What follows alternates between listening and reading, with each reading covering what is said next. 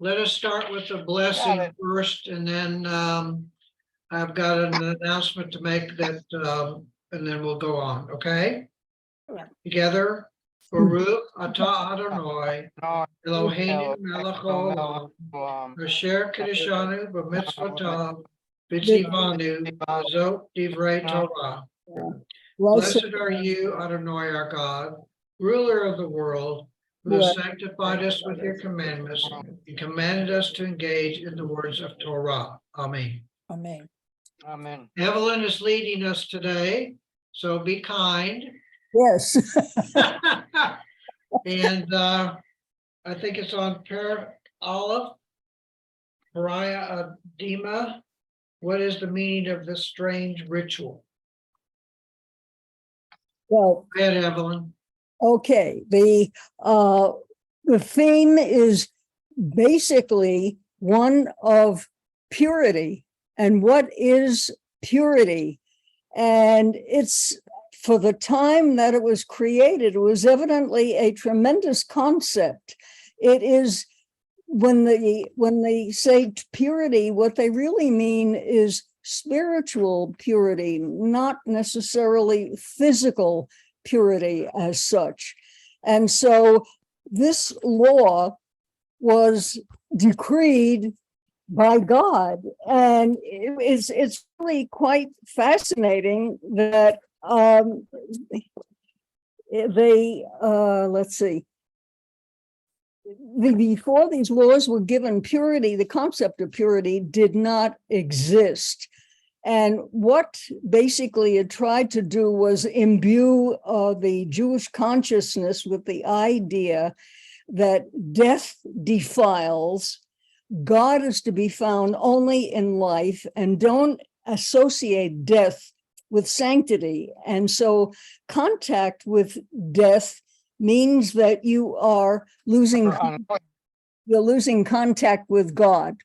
And so the upshot of it is that they have devised these rules, and those people who objected to this originally, God said, I have decreed it as a statute. You must obey the rule of the ritual of the heifer. And what was that? They had to take a pure, unblemished red heifer that had never been used to work. And it was used to sacrifice as a sacrifice. And the sacrifice was not done in the temple itself. It was done outside of the temple. However, the high priest insisted on supervising this. And I'll get to the political situation in a minute. And so what happened was, the heifer had to be burned, the ashes saved. It had to be mixed with pure water. I assume that was running water. And that was used for cleansing those who were impure. Who were the worst of the impure? Those who had come in contact with death. In other words, if a member of your family died, you had to arrange for the burial. You were somehow involved in either touching the body, preparing the body, digging the grave, whatever it was. And so you were considered impure. In this impure state, when the temple existed, you were not allowed to go into the temple. You would be defiling God in a sense. You would be defiling the sanctuary per se. And so you had to be cleansed and made pure.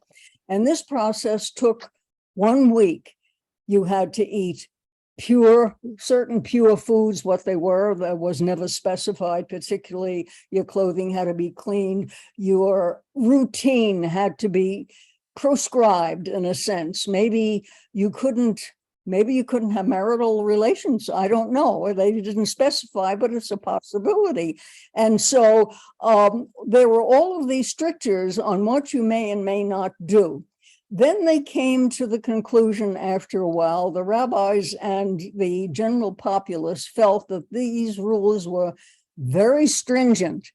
And so what they decided was to have partial purity as such. So if you had buried a relative, the feeling was that on the third and the seventh day, instead of going through the whole ritual, if you completed the ritual, whatever it was, before sundown, that was a partial purity. If you waited to complete it until after sundown, that was a complete purification as such.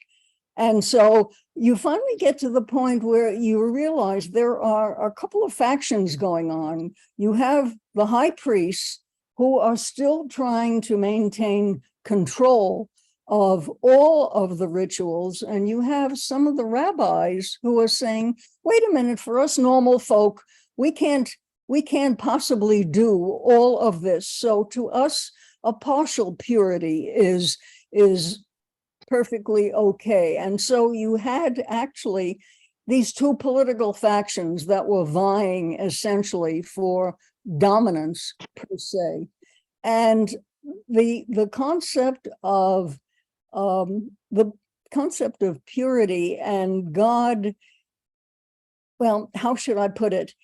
God, it represents life, and Judaism represents life, and therefore we do not dwell on God as some of the religions do. And of course, having just left Egypt per se, where death was worshipped in a sense, and life was a preparation for death. There was a preoccupation for it.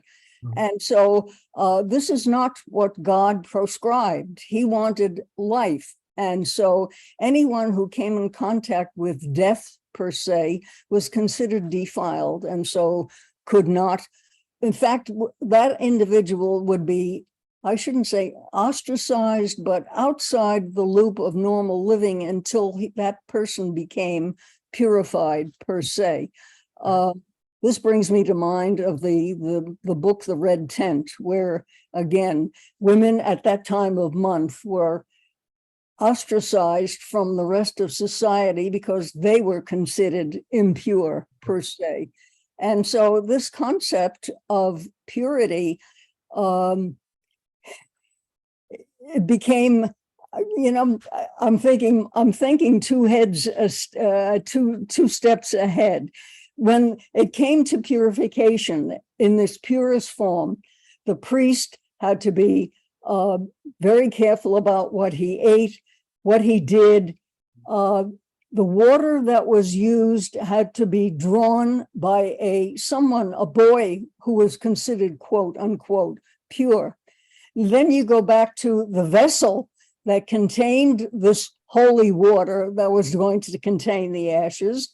And then you say, wait a minute, was the individual who made the bowl or container, as it was, pure? And you get to the point where you suddenly say, this is getting a little ridiculous, because again, whoever dug up the clay to make this particular vessel, was that individual pure? And this is why you had the rabbis beginning to say, wait a minute, half pure is good enough, so it is a concept that somehow doesn't hold true today. And later on in the reading by Milgram, which was one of the last readings, we will see a more modern approach per se. Can anyone think of another culture where death is actually the dominant concept as such, or preparation for death? Not me. Marcia? Is it with the Muslims, are you thinking, or when they go to heaven, they're promised all these wonderful things? Yes, but they don't dwell on death. They dwell on life. I mean, their religion to me seems very similar in many ways, except that they consider Muhammad their prophet.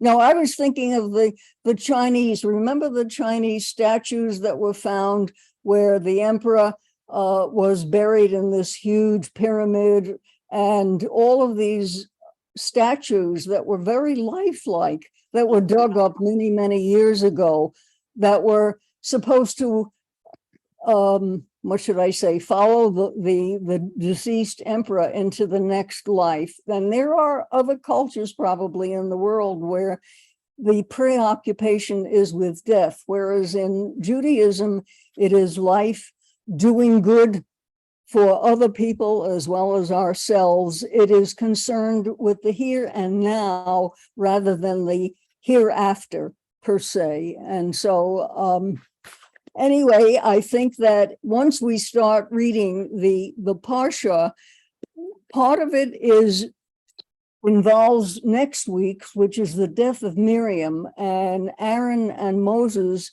are involved in burying Miriam, and therefore they are in a sense unpure.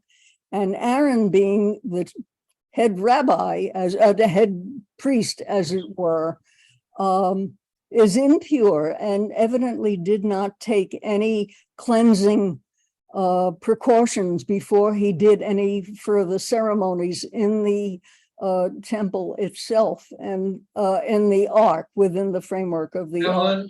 Ellen, let me interrupt you. Bernie has his hand up. Yeah. Go ahead, Bernie. It occurs to me that these rituals that you described with the Chinese and also with the Egyptians were probably limited only to the very high upper crust, the emperors or the pharaohs or whatever, and the common people didn't go through all of that stuff. Yeah, very likely, very likely. And again, this is why those rabbis who felt that the masses, the common masses as such, could not possibly be able to go through all of these stringent rules and therefore felt that a partial purification. Now, there are conflicting comments. Some say that the impure individual has to be immersed. It meant that the ashes had to be distributed into the water, and then that water is used for purifying the individual. One of them mentions total immersion. Another one mentions just sprinkling the individual with the purified water, per se. And so, not being the rabbi, I don't know what's right and what's wrong. You know, I only know what I read. And so my feelings are there are many questions that I would have asked if the rabbi were around, but unfortunately, he's not. So it will just have to wait, per se. So I had his hand up. Has anybody discovered the reason why it's a red heifer? Because God decreed it, because he said so. That's exactly what it says in Numbers. God decreed it, and therefore don't question him. And that's, even though it makes no sense to us and probably didn't make any sense, this was one of his laws, one of his statutes that he said, this is what you do because I said so. Okay. Interesting. Okay.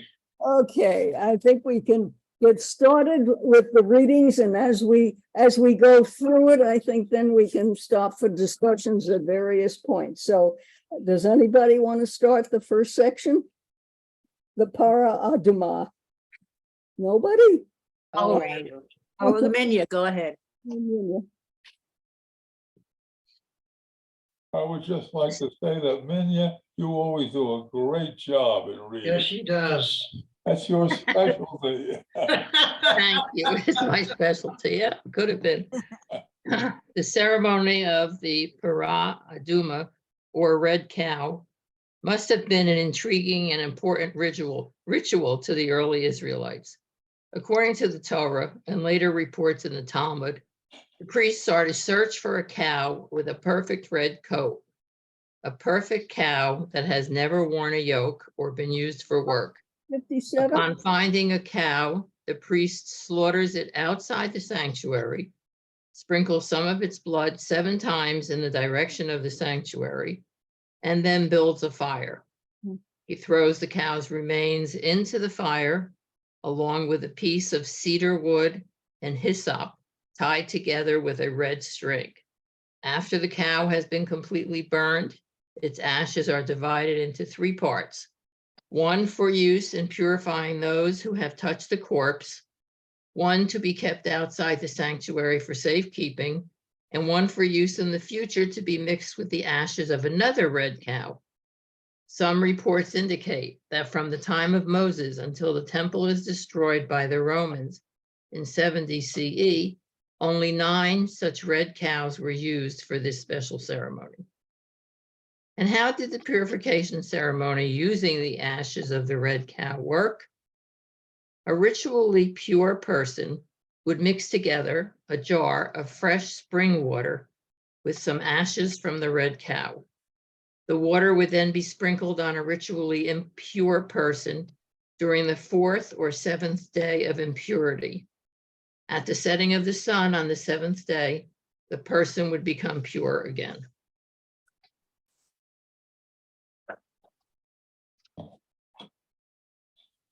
This strange ceremony has puzzled many interpreters. Why, they have asked, do the ashes of a red cow contain the power to purify those who touch a corpse? Why is this ceremony so important? What is its meaning and power? Apparently, non-Jews also were baffled by the ceremony of the red cow. Famed Rabbi Yohanan, Yochanan. thank you. Yohanan ben Zakkai, head of the Sanhedrin at the time of the destruction of the temple, was once asked by a non-Jew to explain the ritual. Do you really believe that some ashes from a red cow purify a person who has touched a corpse? Are you not practicing magic? He challenged.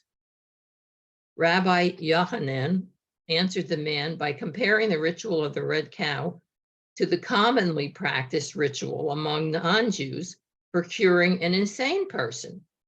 Don't you expose the mad person to the smoke of roots and sprinkle water upon him in order to cure him? Are not both ceremonies similar? Asked the rabbi. Later, Rabbi Yohanan's students who had overheard the conversation said to him, appealing to common sense, you provided the non-Jew with a simple answer. Now share with us the real meaning of the ritual of the red cow. Rabbi Yohanan responded by telling them there is no explanation. The ritual is commanded by God. It is set out within the Torah law. That is what justifies its observance, not some rational interpretation. Rabbi Isaac, possibly a student of Rabbi Yohanan, agrees, claiming that even wise King Solomon could not fathom the reasons for the ritual of the red cow. This view is shared by Rabbi Joshua of Siknin, who explains that the ritual of the red cow is one of 4 laws of Torah for which there is no rational explanation. Okay, I want to stop there for a minute. When you had the 2 factions of those with partial purity and full purity, the water that was mixed up was kept. And the fact that at some point, originally it was absolute purity, and then sometime later, when they would mix the ashes of the previous one with the new one may have been partial purity. And so the one that was absolutely pure rather than partially pure was no longer absolutely pure.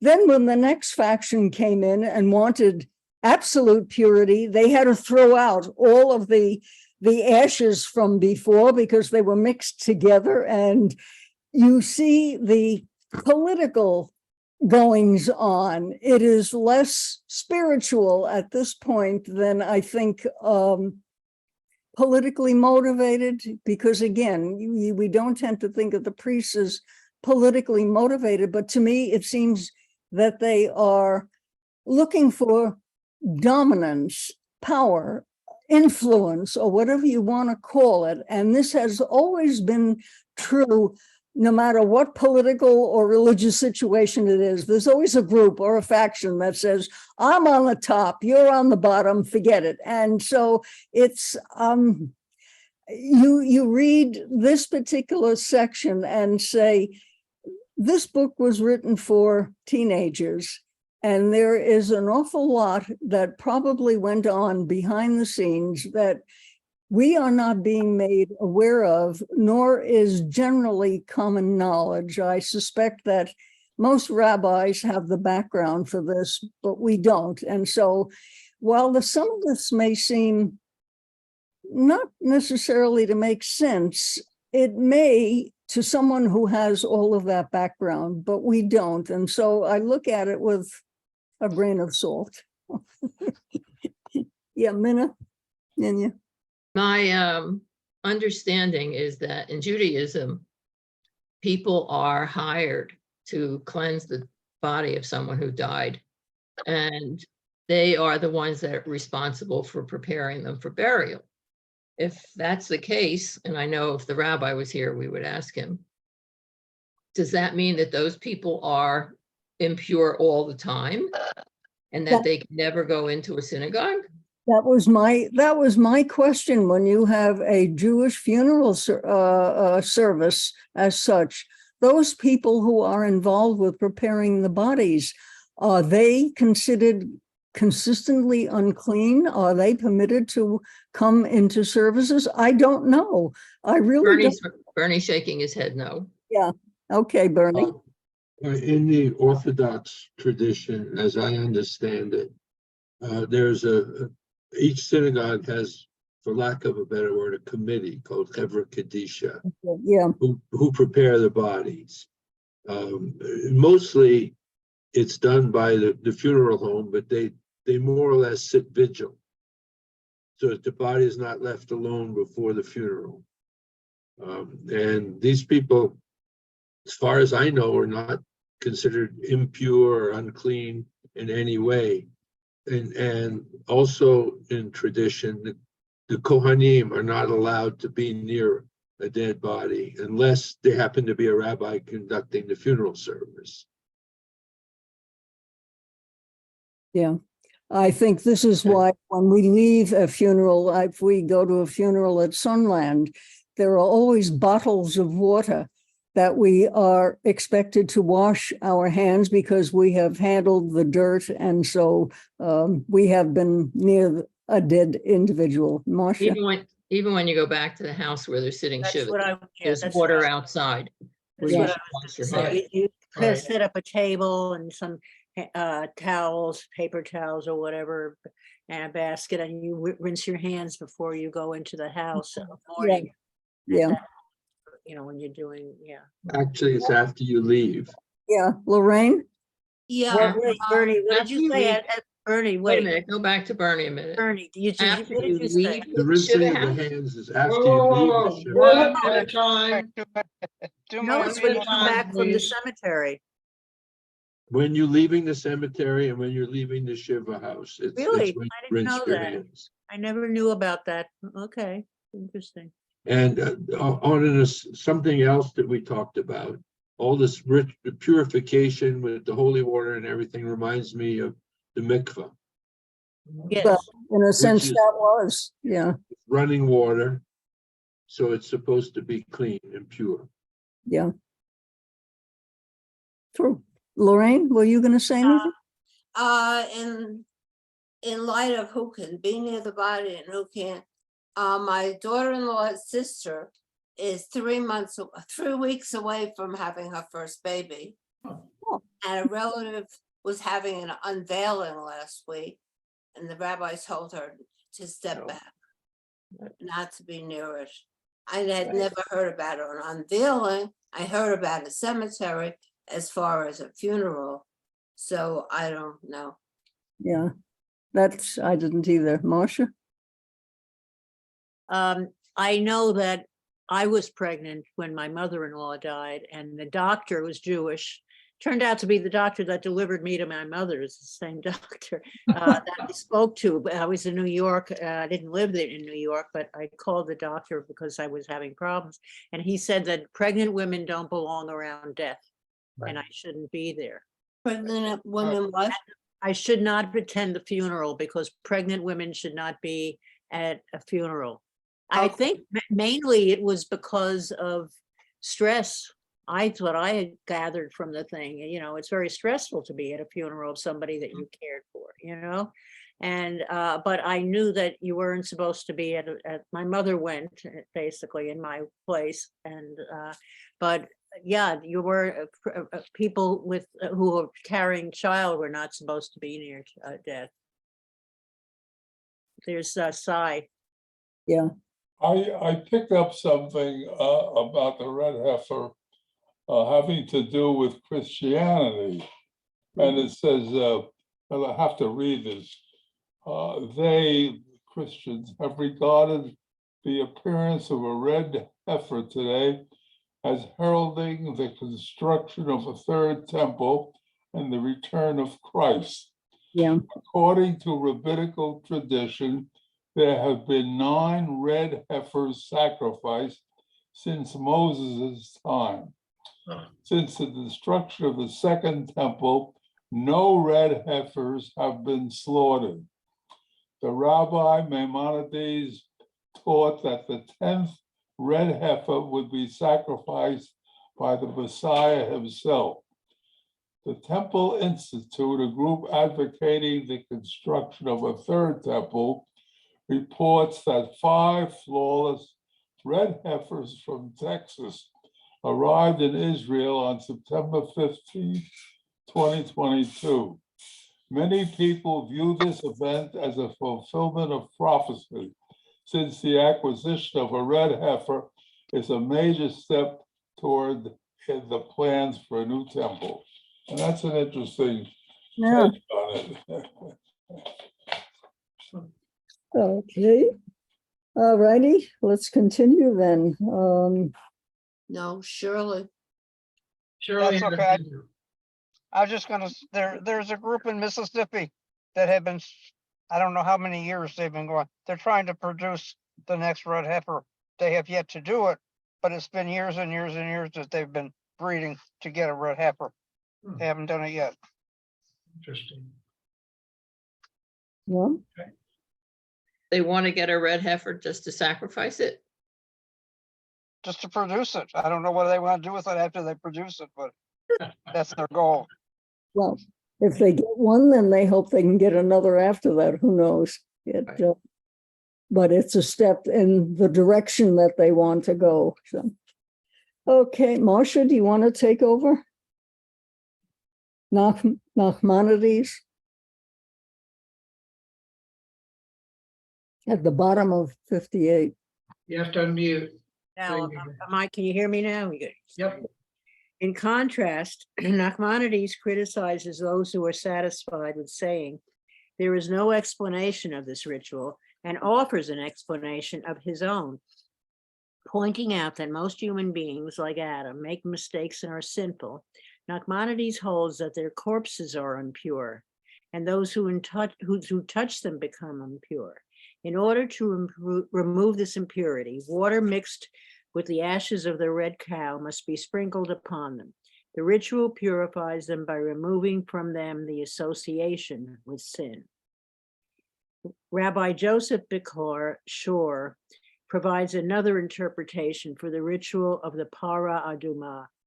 He explains that the ritual is meant to prevent Jews from sinning by contact with corpses. It is a natural tendency to cling to loved ones who have died and occasionally to want to caress and embrace their dead bodies, if only for a final time.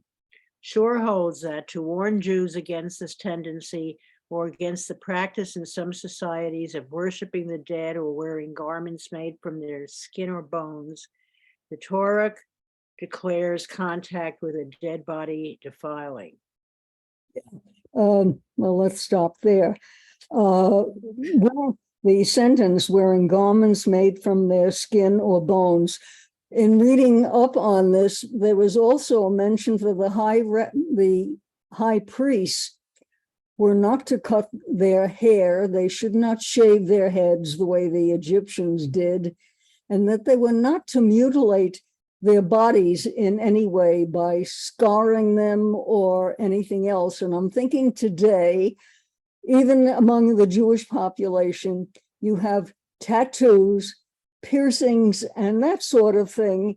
And well, I assume that the law still exists for people, not necessarily the high priest, that you should not mutilate your own body or destroy it in any way. And yet, look in our culture, tattoos have become so common. Bernie? My very religious grandmother had her ears pierced. Right. I was Yeah. going to mention here, yeah. And that So was, go figure. yeah, and that was a very common practice to have pierced ears, because again, that was the only way they could have any sort of adornment as such. And that again is contrary to what you would think would be. So they would be wearing a sheitel, a wig, but they would still have pierced ears. So go figure. It's there's always an exception to the rule, it seems like. Marcia, do you want to continue? Yeah, Or I'll find where I am. Okay, a sprinkling of Leibowitz, yeah. what? Or Leibowitz. Yes, right below Leibowitz. Yeah. A sprinkling by waters mixed with ashes from the red cow is the only rite for purification from such sin. The ritual possesses both educational and purifying powers. It not only purifies from sin, but it also functions as a dramatic reminder that Jews are forbidden to touch or venerate the bodies of their dead. Do you want the box? Yes. Purifying polluted water. Analyzing the ritual of the red cow, research chemist Dr. Robert Kunin writes that our biblical ancestors were well aware of water pollution and were also aware of technology capable of treating such polluted water. A chemist analyzing this ritual carefully soon realizes that the mixture of ashes is a mixture of granular and powdered activated carbon and bone char, a mixture of virgin carbonaceous adsorbents capable of removing practically all known toxins, viruses, and pollutants, including radioactivity. It should be noted that the components of the ash and the basic method of treating water as described in numbers is essentially the only method currently approved by the United States government. Well, when you stop, Okay. you're thinking that carbon, I think of my Brita unit. My Brita What's a unit, carbon filter? carbon in it, and the water filters through it and filters what percentage of pollutants, I don't know, but the water certainly tastes a lot better. And I presume that many of the undesirable elements have been removed. Where else do we use carbon? Anybody got any other examples of it? Well, carbon filters are generally used through a lot of things, whether Yeah. it's water or anything else, So, Aqu- refrigerator and whatever, Menu? Okay. Aquariums use Right. carbon to filter the water for the fish. So it's water filtration, yeah. Well, Well, obviously it's effective, so well.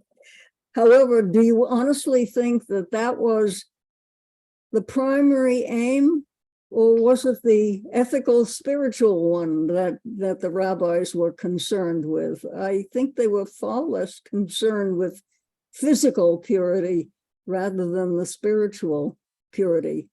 Anyone agree, disagree? No?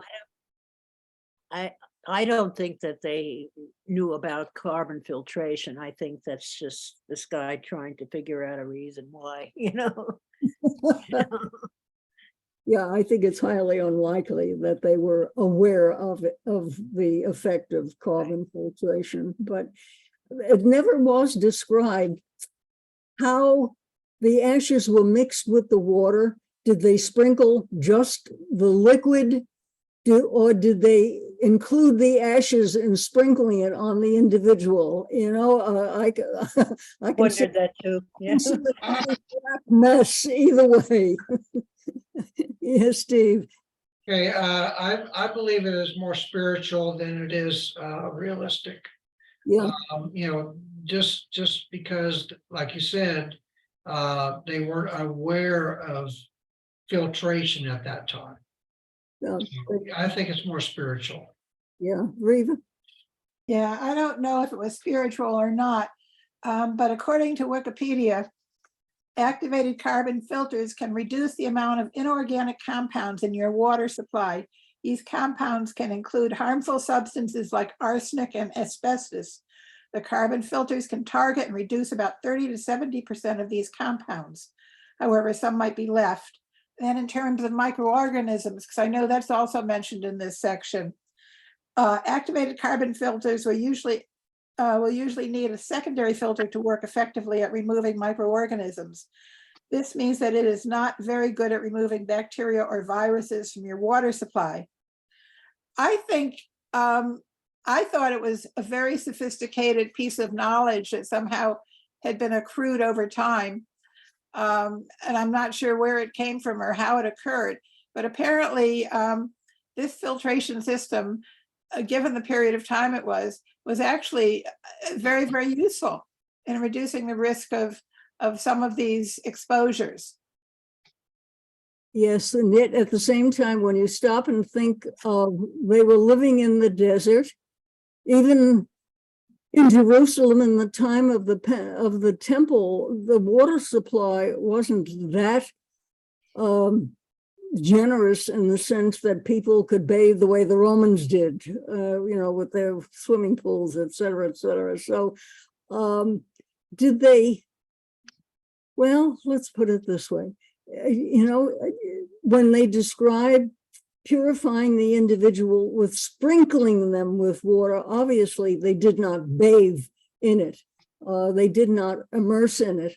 Or did it depend on the time that they were living in, when possibly where they were living permitted them to actually submerge themselves into water? Or did they just get a spritz and say, okay, you're pure now? I don't know. Yeah, Marcia? Perhaps this fear of contact with the dead, were a fear of contracting whatever illness, if there was an illness, that that person had died of. And you know, I mean, we've all been to funerals, our generation, where there's always somebody who wants to throw themselves in the grave upon the dead person at some funeral, or not all of them, but occasionally this happens. Hysteria abounds, and they want to throw themselves in and to be with the dead person and blah, blah. And now they're in a coffin, but years ago, they were probably just wrapped in a shroud of some sort and then buried. And because it was ashes to ashes anyhow. I remember this at some, you know, when I went to my husband's funeral, and so to make arrangements. So I think that's why they were so afraid of contact with the dead. I think they were trying to keep people away from some other illness that they might contract.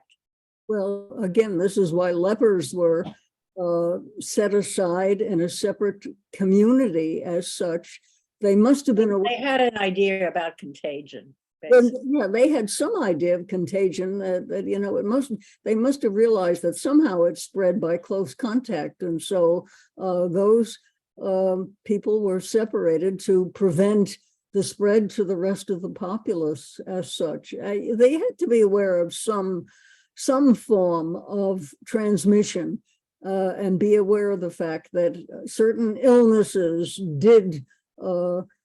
was caused by contact with others who were ill. Leprosy being one of them. But, you know, again, Miriam had, this is what I don't understand. Miriam supposedly had leprosy and then was cured. Was it leprosy or was it a skin problem? and was cured. In those days, there was no cure for leprosy. And so once you contacted it, it was inevitably fatal per se. God interfered, I suppose, if you look at it that way. God interfered and saved her life. Okay. It's again, do you believe in miracles? So, okay, let's read what Savorno says. You want me to? Obadiah. I like Obadiah. Nice word. I'll take the next paragraph and then we can move on. Obadiah Savorno offers a symbolic explanation. He points out that the priest takes cedar wood identified with pride because the cedar tree stands tall, and hyssop identified with humility because it is a fragrant, low-growing plant, along with a red scarlet thread identified with sinfulness, and throws all three into the fire, consuming the red cow. The ashes, which combine pride, humility, and its sinfulness, are then mixed with water for the purification ritual. For Savorno, the power associated with the red cow ritual pulls the sinner back from the evil of pride toward the ideal of humility. The mixture of ashes and water provide a method for repentance. Specifically, if arrogance pushes one to neglect the laws of Torah by touching a corpse, then one requires purification. The ritual for this purpose is composed of symbolic messages. By being sprinkled with the mixture of ashes from the red cow, cedar wood, and hyssop, and a scarlet thread, the sinner who has allowed pride to rule is purified and reminded to pursue humility and more moderate paths of behavior. Okay. What about this red thread thing? I've heard that the red thread represented life. Others say it represents blood. I guess Tied it on a baby carriage, I remember, to ward off the evil spirits, right? Or something like that, He was nodding at me. Yeah, I think you see that in many religions. Yeah. Yeah. For some of this, I'm reminded of people who use elevators. We don't have many elevators around here, but if you've ever watched somebody waiting for an elevator, you'll see them tapping it repeatedly to make it come faster. It's the same thing. You think if you can do something and the thing shows up, then what you did made it come. It happen. It's the same kind of thought process. Well, I think people tend, Bernie, go ahead. You have to unmute. It occurs to me that generally speaking, ancient religions were just loaded with superstition, to back up what Riva just said. And it carries over to today in many ways that we don't even think of, like ball players, if they get 3 hits in a row, they don't shave again until they miss hitting and stuff like that. Don't change the So I think a lot of this is superstition. Something must have happened good when they did such a thing, so they keep doing it to make good things happen. Well, yeah, if it worked once, maybe it'll work again as such. Yeah. But again, people who are not educated, learned, tend to be superstitious because they have no rational way of explaining anything, whatever phenomena exists. And so they attribute things to certain actions, and that will keep the devil away or make God come to you. My mother had a ritual that used to drive me crazy. Every once in a while, I would lose a button on a shirt or something like that, or a dress.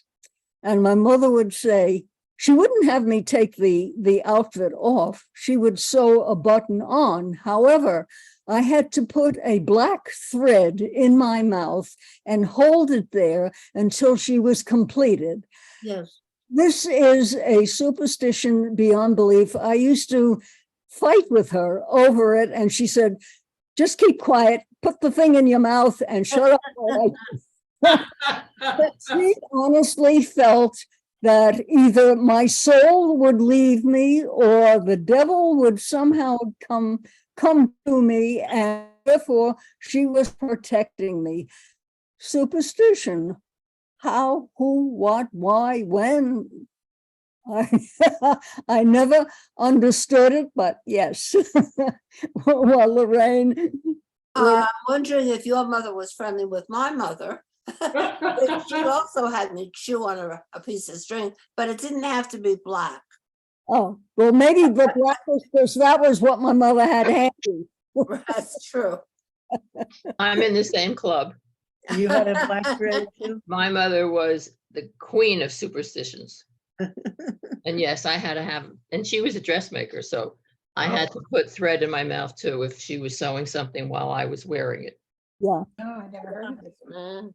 Was it particular to those people who were involved in sewing that came about? My mother used to sew my clothes, so No, I just think it's superstitions carried on through, generations.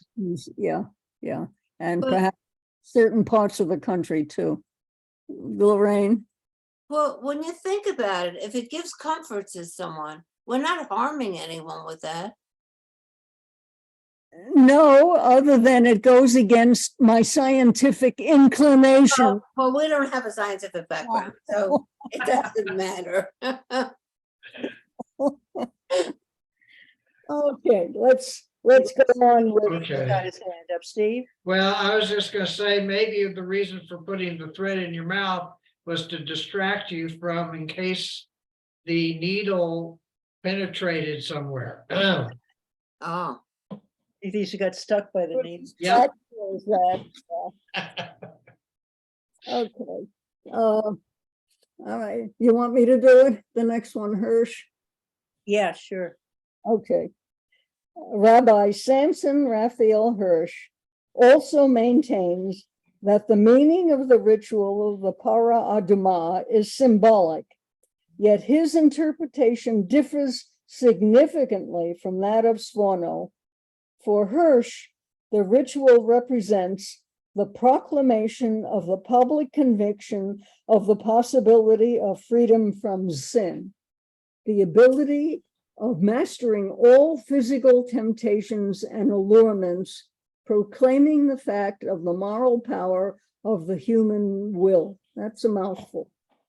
In other words, human beings can correct their wrongdoing. There is a way out of the harm and hurt they do. How does Hirsch reach such a conclusion? He begins by pointing out that the red cow exemplifies the animal nature of human beings, all of the unmastered, uncontrolled powers each person possesses. Such powers, Hirsch argues, are expressed in behavior that is self-destructive and often abusive of others. For example, driven by uncontrolled anger, a person will lash out at loved ones, hurting them and damaging future relationships. In slaughtering a red cow that has never worn a yoke, symbolizing our unrestrained powers, Hirsch explains we achieve full mastery over the animal. Uncontrolled inclinations and ambitions are put to the service of free will. In offering the red cow that has never worn a yoke outside the sanctuary, the ancient Israelites celebrate taking control of their animal side and freely choosing to direct the expression of its powers. They demonstrate that they are free to shape the moral decisions that affect their lives and society. Okay, I would like a comment on that interesting paragraph. Nothing? I think it's reaching. Yes, I think so too. In fact, I thought this entire section by Hirsch was a little bit off the wall. However, at the same time, since it's here, I figured we would continue reading it. But again, as you say, it is reaching and making things up that may not be there.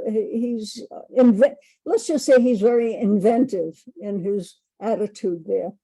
Okay, yet continues Hirsch, free choosing human beings are subject to the same physical laws of disintegration and death as the rest of the physical organic world. Human beings are born and die. They touch death constantly, and doing so makes them impure.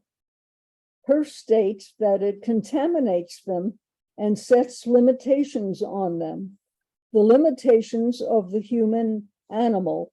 Now, I have a question here. They're concerned with animal forms of life. What does that have to do with plant forms of life? Is anything ever mentioned? Does anybody know?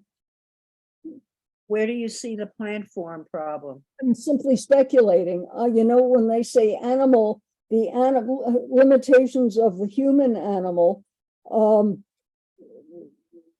are, and we eat other animals. They haven't been ritually killed. Does that make our eating them impure? And does that make us impure? And You'd have to ascribe more of a grasp of knowledge, of feelings, of emotions to the animal than you say that you also do to human animals, okay, as to another animal, non-human animal. And I don't think that's a problem in there. But I was just thinking, they're out in the desert. They're moving, maybe not every day, but every week or two, they're progressing forward, and camping and moving on. They're leaving that dead person buried in the desert. There's no revisiting that grave. I wonder if this gave them a different perspective about death than us, who even if I have a relative back in New Jersey in a grave, I can go and see them. I know they're there. This is just moving on and just leaving that person forever. And I'm wondering if that made a difference to their perspective on death.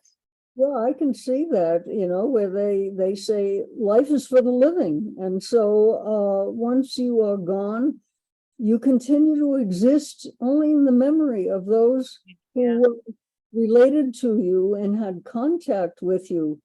But unfortunately, out of sight, out of mind, and then after a while, even those, except for those today where we have the memory of photographs and videos and means of keeping the memory, the image of that individual alive, other than that, they tend to go. When you stop and think of members of our congregation that I knew back 35 years ago, I think of the Sunkins and other families that contributed time, effort, and money to our congregation. And if there was no image of them that is left around, those of us who knew them will remember them. But once we are gone, there is no memory left of these people who worked so hard to make our temple what it was, with their time, their effort, and their money. So it's like in the desert. You move on, and okay, we're here today and gone tomorrow. And so that's why God says, life is for the living, enjoy your life, contribute, make your life and everybody else's life better. But once you're gone, you're gone. And okay, it's one way of looking at life per se. Okay, let's continue. The ritual. The ritual of Para Adama enables human beings to overcome such contamination and go beyond the boundaries of life and death. That is its meaning and power. Hirsch maintains that the mixing of the ash of the slaughtered red cow, which symbolizes the triumph over the animal within us, with the living water, which means flowing water, demonstrates that each human being is endowed with a never-dying, immortal, spiritual being. By controlling and guiding human powers for creativity, justice, and love, the human being defies death and achieves immortality. The ceremony of the red heifer celebrates our power to live beyond the mysterious doors of death. Okay, that is actually in contrast to what I said. So how does one achieve immortality? I remember hearing someone say immortality is achieved by spectacular error. And when you stop and look at someone like Caesar or Alexander or Napoleon or Hitler, it was spectacular error that brought them down. So, yeah, it's, is there another way that we think that we can achieve immortality? How do we remember people that have lived a long time ago? Their accomplishments. And their accomplishments, yes. Reva? I was going to say, How they essentially, it's, affected us. What? people who have done anything that's extraordinary, good or bad. So it's Mozart and Beethoven, as well as Hitler and some of the dreadful people. Well, it is either oral history or written history, because if it is neither one of those, then they sink into oblivion. You don't see them or hear of them anymore. There has to be some means of communicating to future generations. And so either oral tradition, which is actually what happened when the Torah was originally written. It was originally oral traditions and laws that were passed on from one generation to the next orally before they began to be collated into some semblance of a written form. And then the succeeding generations were able to study them and enhance what had gone before. But other than that, there is, as I said, if you're here today and gone tomorrow, and unless somebody has written your history and put it down in a form that can be transmitted in one way or another, whether it's a video of you, a book about you, or some means of transmitting that information, you as the individual never, my feelings are you're gone. And Bernie? Isn't this why we name our children after deceased relatives? Yeah, that's another way of doing it. And remembrance, usually, well, hopefully not a parent, but in most cases, a grandparent. And so that, and if you tell the child who he or she was named after and something about that person, then you have succeeding generations that do remember. And that was a very good point. That was a very good point. Okay. All right, let's see. Where did I leave off? At the top of 60? Are we not? Yes, At the top of 60 in the box. in the box. Okay.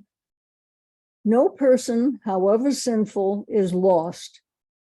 I believe that this ritual of the red heifer, strange though it may seem, preserving within it seemingly primitive elements, dramatizes effectively and vividly how the Jew and Judaism look upon human beings. Here is an instrument for cleansing the impure, for no person is hopeless. There is no person who has fallen so low, who has so completely expelled from within the image of God. No person, therefore, has to stagger through life, crushed and oppressed by the burden of guilt, to be perpetually and eternally doomed by one error or by a series of mistakes. There is opportunity through religious belief to start anew. Okay. In contrast to Hirsch's inventive symbolic interpretation of the ritual of the Para Aduma, modern biblical scholar Jacob Milgram maintains that this ancient ritual is meant to purge the individual and sanctuary of wrongdoing. It is a ceremony of ethical cleansing. Ancient Jews, explains Milgram, believe that acts of immorality affected more than just those involved in them. There are consequences of wrongdoing that infect and pollute the entire community. Milgram describes 3 categories of such sins: individual wrongdoings committed inadvertently, communal sins committed inadvertently, and deliberate wrongdoings committed with design. In all cases, these sins have a contaminating effect, not only upon the guilty individuals, but also upon the community and sanctuary. I'm going to stop there because I'm thinking of people like Jacob, by Epstein and by Bernie Madoff and others. When we as Jews find out that those wrongdoers are Jewish, I cringe, to tell you the truth. I feel horrified that these people have achieved such prominence, have abused what they have achieved, and hurt so many people around them. And to me, yes, what they have done has affected not only themselves, but the larger community per se. And yes, so these are sins that do affect the community. Okay, asking forgiveness through sacrifice. Can I make a comment quickly? I'm sorry. What you just mentioned reminds me of a saying I heard all my young life, and that is in Yiddish, Shemsach for the Goyim. Be ashamed for in front of the Gentiles when some other Jew does something wrong. Yeah. I remember my mother saying to me, "You will never do anything that will shame our family name." And of course, for young women, there are always opportunities to shame the family name. And this kind of kept the girls in line, so to speak. You would hear something and you'd say, thank God they're not Jewish, you know? Yeah, that's right. Yeah. Those were hard times growing up in the 30s and the 40s. And so there were opportunities that presented themselves. I guess they always do. And if you had your mother's admonition in the back of your head, no, don't do that, no matter how tempting it is, then it kept you in line. It really did. Okay, asking. Wait. Wait, who else? Oh, I'm sorry. Yes. Go That's ahead. okay. When you said, thank God they're not Jewish, I remember saying exactly that when John Kennedy got shot, and then the guy that shot the shooter was Jewish. Yeah. Right. Reuben, whatever. Ruby. Yeah, Ruby. Yeah. Unfortunately, He was look, we don't predominate in terms of doing bad things, and yet when you stop and think of it, we've had more than our fair share of gangsters and and others who unfortunately they were Jewish. So, and it always became an excuse for the Gentiles to point a finger and say, see, that's the excuse for anti-Semitism as such. Agreed. Yeah. Okay.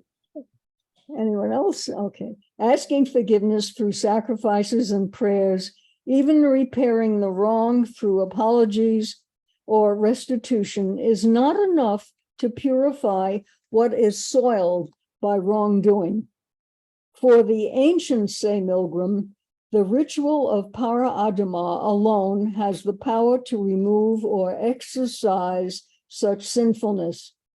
By daubing the altar with blood, or by bringing it inside the sanctuary, the priest purges the most sacred objects and the areas of the sanctuary on behalf of the person who caused their contamination by physical impurity or inadvertent offense.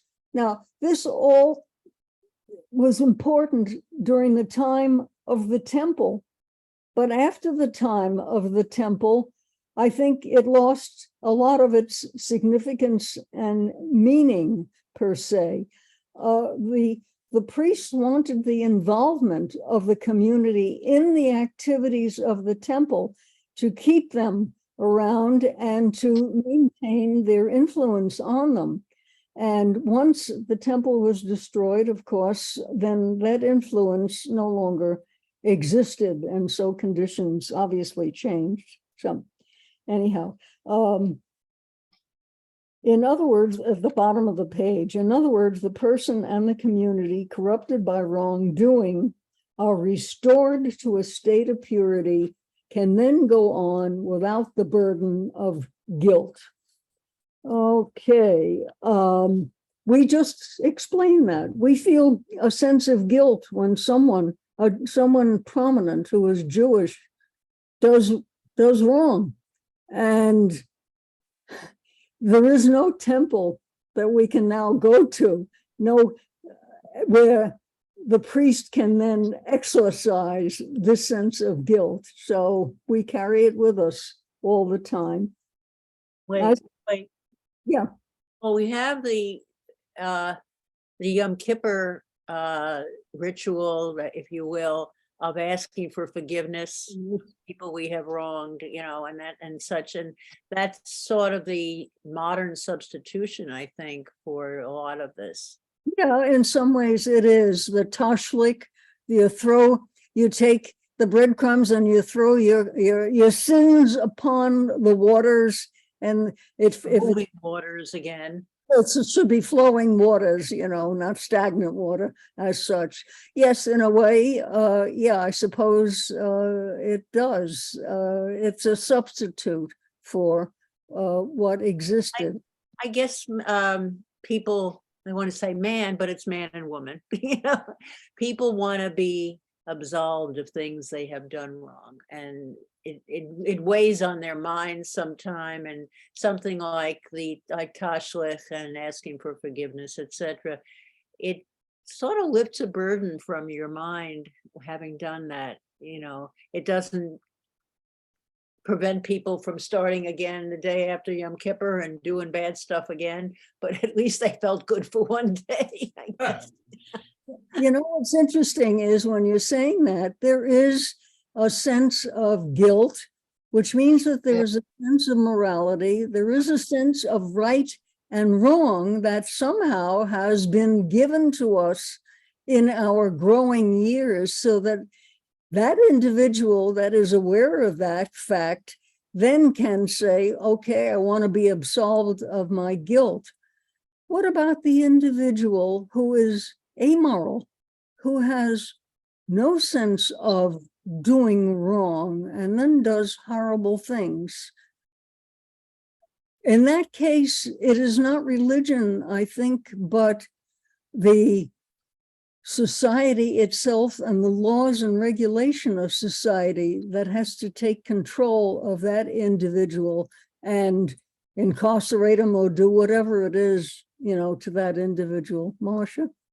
I had this argument with Rabbi Moss, and it really bothered me because somehow there was a discussion at one point of the fact that people who are amoral, who have done terrible things, really bad stuff, and they decide to repent and try to do better and, absolve themselves of their guilt in whatever way it takes to do it, they are more appreciated by God than that person who has behaved themselves their whole lives and moved along being a moral person.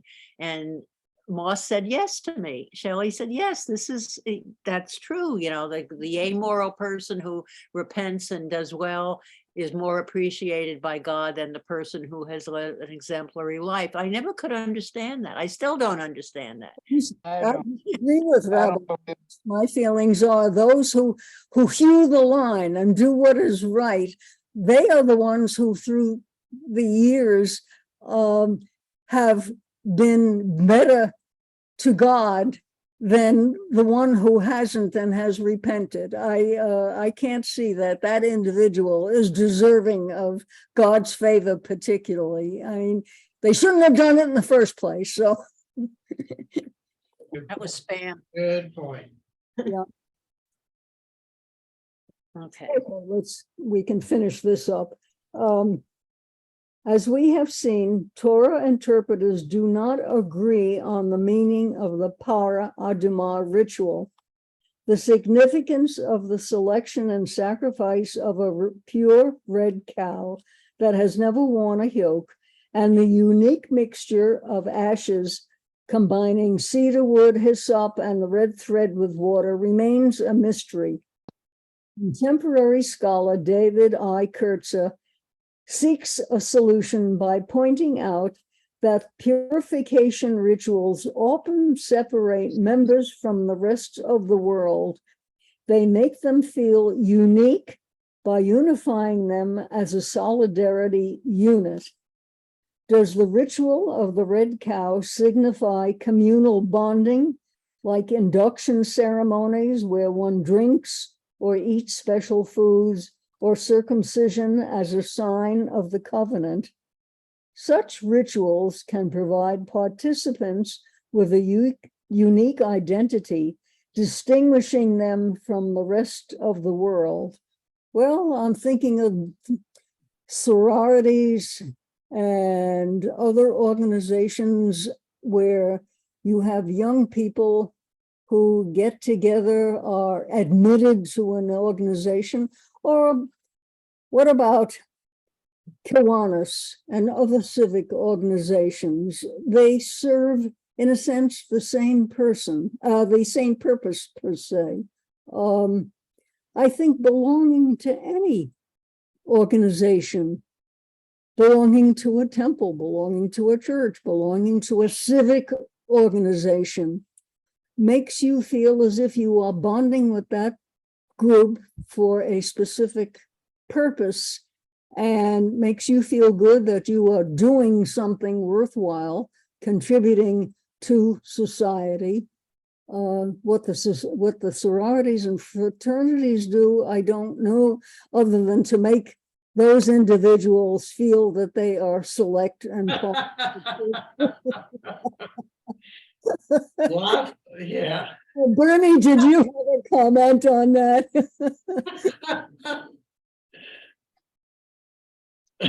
Well, Bernie, go ahead. Yeah, well, the mafia fits that description as well, except for the do good. Yeah. Well, they're doing themselves good. Exactly. They're doing themselves good. Yeah. In their organization. Yes. Well, I'm not saying that every organization is benevolent for the general good. Obviously, one classic example. But then again, you can go to a larger picture and say a particular country that becomes an aggressor. They are part of it and they feel righteous and they feel justified in conquering their neighbor because, after all, that is their purpose, their goal. This is what Rome did. I mean, they felt that they were the superior nation in every way, and they had the manpower and the know-how to conquer other nations as such. And okay, they felt that they were doing good because they felt that they were bringing civilization to those who were less privileged, as it were. It all depends on your outlook, for which side of the fence you're sitting, I guess, anyhow. Okay, let's finish this up. Clearly, the ritual of the red cow functions as a means of re-entry into the sacred community for one who has broken the taboo of touching a corpse. Separation from the community and the sanctuary is a serious matter. Wrongdoers, those who break the law or transgress appropriate practices of the group, feel banished. They require a way back into the comfort of the community solidarity. Okay. What do we call people who are taken outside of the group? Are they, they're shunned in a sense. The Mormons will shun. There are other groups where if you don't adhere strictly to what the rules of the group are, you are ostracized from that group. Yeah, Reva. Yeah, the Jews, particularly the Orthodox, and I'm reminded of in previous generations where somebody stepped out of the religion and married somebody who was not of the correct faith, where they sat Shiva for some of those people. Yes, yeah, yeah. That's right. Well, I think in some groups, the Orthodox do not consider the conservative or the Jews to be actual Jews as such. So if someone from the Orthodox community marries someone who is from the Reform, I've been told I'm not Jewish. And they were Orthodox, and their feelings were the Reformed Judaism couldn't possibly be Jewish. It had to be the pure form or nothing at all. So, okay, takes all kinds, as they say. A ritual like the Para Aduma guarantees their return, their acceptance back into full group membership and participation. All right, in a sense, when you have someone who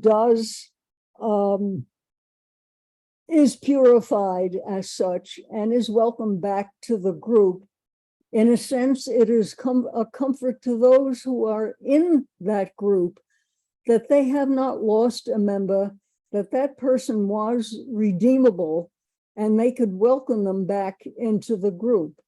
And is that psychologically a good thing for the group as such? No? All right, we'll assume that it is. Marcia? I suppose I would imagine it's a good thing, but all right, when they mention Para Aduma, are they specifically talking about the red cow ritual? Because it was only 9 times that cow showed up, and it's really hard to find one of them. I'm sure there were a lot more of sins of bad behavior going on than there were red cows around. And so were they, you were saying originally at the outset that they reduced the requirements of the partial purification to make it easier for those, but again, these to make it easier for those who were not actively involved within the temple itself. But again, were these ashes saved from one generation to the next? But did you have to have a red cow to be redeemed? That's just it. I never did find out. The rabbi's the only one who can answer that question. Well, eventually he will. Well, if we remember, We should have at the outset made a list of questions for when he comes back, the rabbi. we don't have time to answer all. Joan, where are you? Okay, there's one more paragraph. Let's finish it up. The original meanings of each element of the Para Aduma ceremony elude understanding. One matter, however, is clear. All interpreters agree that the ritual sprinkling of the mixture of ash and water removes the sinner's contamination and allows re-entry into the sanctuary of the people. In this way, this ceremony, like ritual circumcision and the laws of kashrut, preserves the solidarity and sanctity of the Jewish people. Ritual serves Jewish survival. Again, this seems to be true only before the temple was destroyed and not after the diaspora, because then it became impossible, it seems to me, to continue this particular ritual. And I don't know whether it actually ever was continued afterward. Another question for the rabbi. Yeah, Marcia. So anyway, I was a few years back here in the Arizona area. I went to a Catholic church for a rich family ritual that was happening there. The priest had an assistant who had this, I'm telling you, chisel of water, this big, holy water I'm expecting here. And then a big long branch with a lot of leaves and things like maybe like a Palo Verde branch where it has all the little leaves, you know, the skinny little leaves. And so the assistant's carrying the bowl of water. The priest is going through around the congregation, dipping the water. I had never, I mean, you guys may have seen it, but I haven't gone to Catholic services too often. And he dipped in water and he's spritzing this all over everybody. So now you're purified, right? And Yeah. I'm thinking, so this is obviously, it came from here, you know, with the Well, holy I'm sure that there is much in the Catholic ritual. Oh, yeah, it's just like a carryover, their It's own a version. carryover. Yeah, yeah. And so this cleansing by water is obviously, we've seen it in a lot of different things in Judaism, and we see it in the stuff, you know, here. Well, the mikveh and whatever, it's always water involved, you know. Well, I'm thinking of the Hindus ritually bathing in the Ganges River. Right. Again, this seems to be a human. It seems to be something in the psyche that feels that water is ritually purifying per se, and so it's found in many human societies as such. Well, Anyone have any final sayings, words of wisdom? So I have one. You might have heard the expression, a little knowledge is a dangerous thing. And I think it comes from Alexander Pope. But anyway, what bothers me is that the people who have this case of religiosity feel a lot different than the people who don't. The Bible is filled with ritual and religiosity. And I want to go to Israel today. We all know that there is a very, very religious group, spend their days being religious. And the problem is that they don't do anything else. Wonderful. And this upsets the rest of the people in Israel, that they are not contributing to the good and welfare of the country, that just being religious is not enough. And we haven't discussed that. We've always assumed in our discussion that you have to be religious. If you want to be close to God, you have to be religious. But is that really true? Don't you have certain other obligations yes, to the community that would still bring you close to God? We never talk about some of the things that the people in the desert did other than pray to God. Namely, who was making the shoes? Who was making the dresses? You know, who was conducting life for these people? And I think that warrants a discussion. And I don't know if it's in this book or not. well, you have to realize the Torah was written by religious people. I understand that, but we're discussing it.